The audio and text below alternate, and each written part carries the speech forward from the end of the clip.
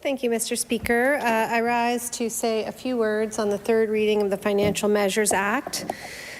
I will, in fact, be brief. I know there are other speakers to follow, but I want to revisit, in particular, the way in which we tried to adapt and change this bill in the recent days.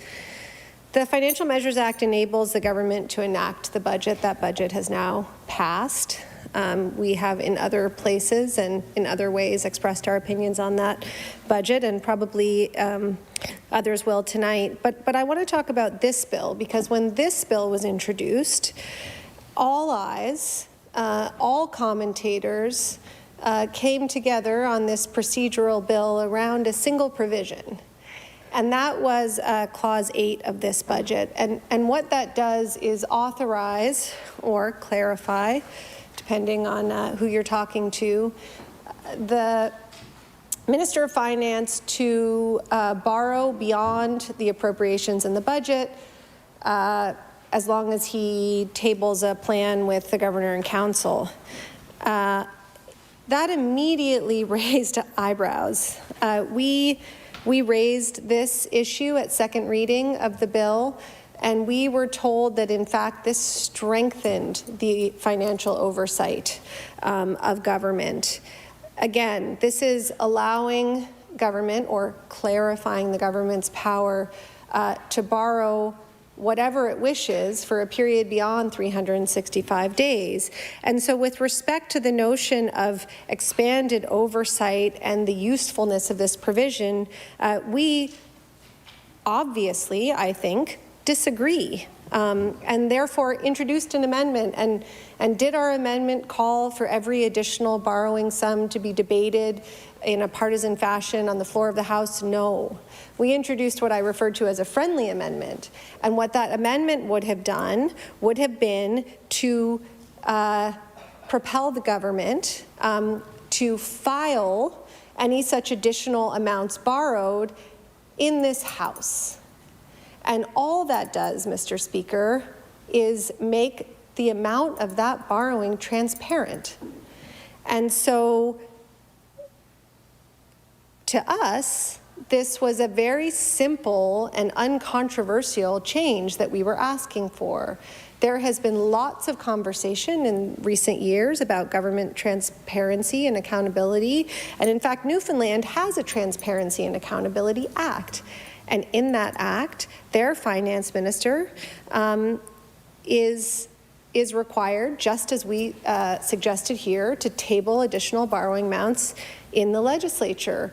I gave a number of other examples last day, but I will say that at the federal level, when the act was passed to authorize emergency borrowing power by the finance minister federally, he was required to report on the use of those powers every 2 weeks.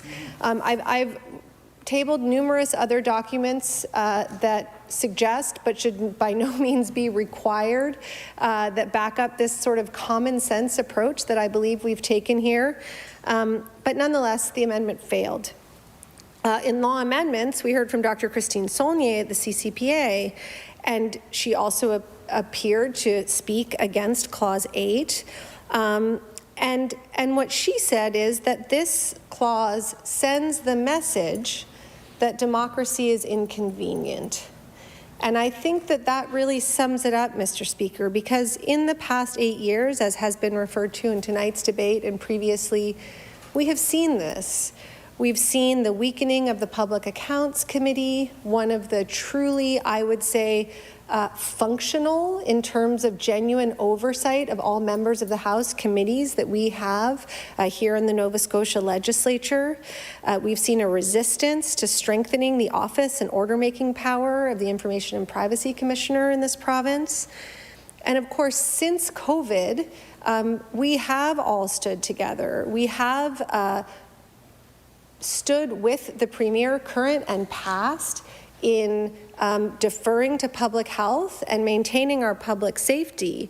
But nonetheless, as that was happening, we saw legislative committees cease to function when schools and workplaces were open.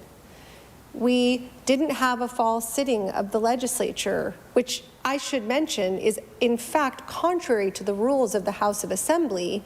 And it is our position that the sitting, such as it was, the prorogation, was in fact a bit of procedural, I better choose my words carefully, a swift procedural step that was taken. Let's put it that way. I see the speaker's microphone on, but I don't think he can catch me on that one. But at any rate, we did introduce a bill this session to get around that and to clarify what is a sitting. What does it mean to have your public representatives sit in this House and fulfill their legislative duty? And respectfully, Mr. Speaker, witnessing, in protest I might add, the prorogation of this legislature, again at a time when children are in school, people in their workplaces, did not constitute that sitting. And so when we talk about the message that democracy is inconvenient, this is a message that we believe, this is a signal that's been being sent for quite some time. And I think this is one of the reasons that this particular little provision of this, what is generally essentially a pro forma bill stood out. It stood out to policymakers, it stood out to legislatures, it stood out to those following the Nova Scotia legislature and its legislative work.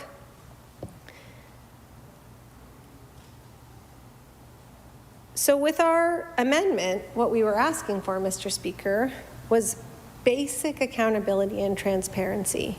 And we will continue to push for a great deal more than basic. And I referenced another bill that we introduced, and there are several, if that are available to view. But the notion that such transparency would be an encumbrance is anathema to the way that we think about government in the New Democratic Party. We think it would be a commitment to responsible government.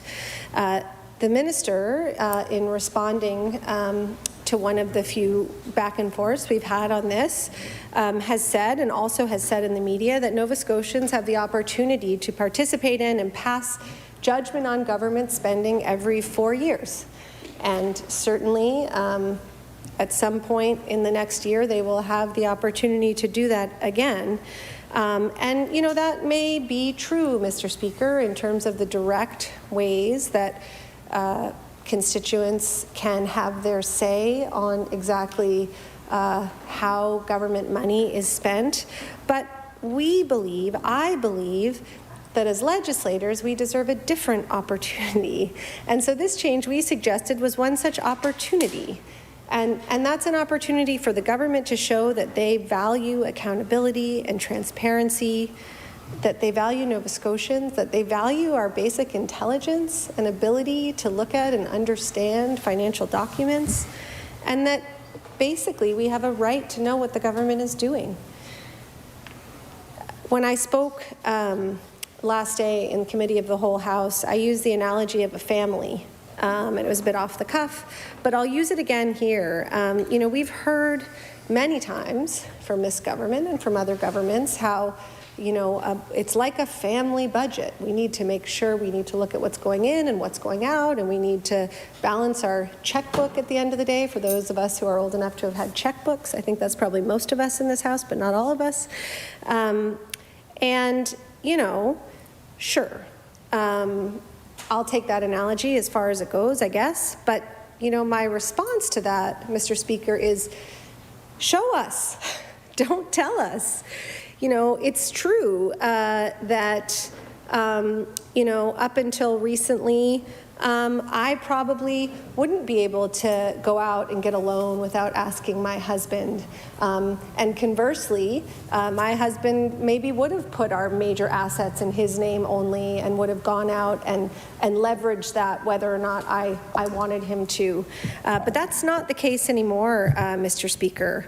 In my family, in most households, I think, we don't make those massive decisions without at least a heads up to those of us who are sharing the burden and who are directly implicated in the best interests of our household and how it functions. And so similarly, Mr. Speaker, I would submit that we are all grown-ups here. We all have capacity. We're all trying to do this work. Certainly, you know, Executive Council and the ministers of the Crown have a certain responsibility, but we all stand here representing our constituents, representing, you know, their desires and their wishes. And I submit, Mr. Speaker, that we all stand here wanting the best for our province. And so to be constantly curtailed and shut down when we try to understand and contribute to the ways in which we achieve that is frustrating. And so, Mr. Speaker, I'll close with a short quote. Albert Einstein once said something like, "We cannot solve our problems with the same thinking that created them." And with the unprecedented challenges facing us as a province, Mr. Speaker, I hope this government and all of us really takes this to heart and starts thinking differently and working differently to achieve the same goals ultimately that I think we all have in mind. Thank you, Mr. Speaker. The honourable member for Northside Westmount.